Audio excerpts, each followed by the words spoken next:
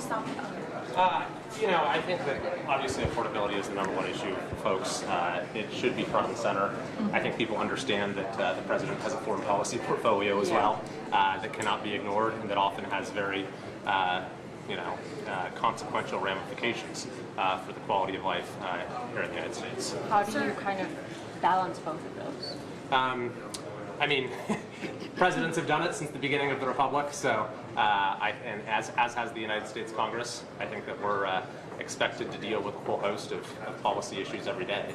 We have committees dedicated to those matters, but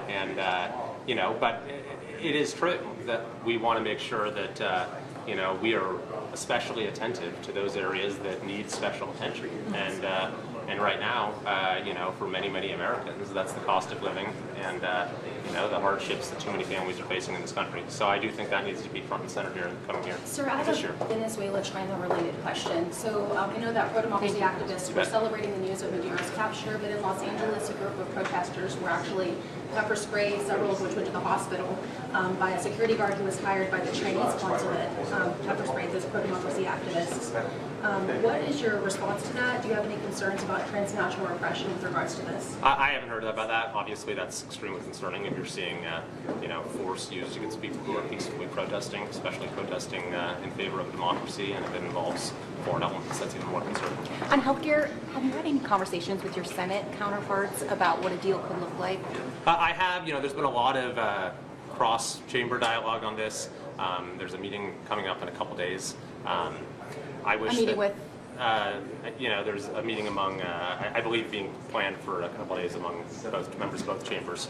I wish the House had been more proactive in trying to take the lead here. We could have done that by passing a reasonable compromise measure at the end of last year, which was offered by me and by others. But instead, we get the Hakeem Jeffries uncompromising bill coming to the floor that has no chance of passing in the Senate, which has effectively put the ball in the Senate's court as far as coming up with a workable compromise. So I'm heartened by the fact that what you see discussed on the Senate side by, for example, Senators Shaheen and Moreno, it largely mirrors the formula that I came up with Sam McCarto, Jen Keegan's bill, Brian Fitzpatrick's bill. All follows roughly the same formula, that we need a short-term extension with reforms to deal with fraud, to contain costs, to provide us runway to deal with the larger issues affecting health in this country. Do you think it was smart for the president to say to be flexible and hide when it comes to health care?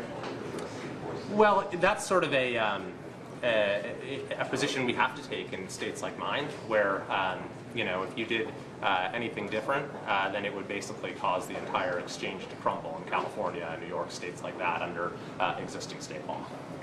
Thank you. Thanks, guys.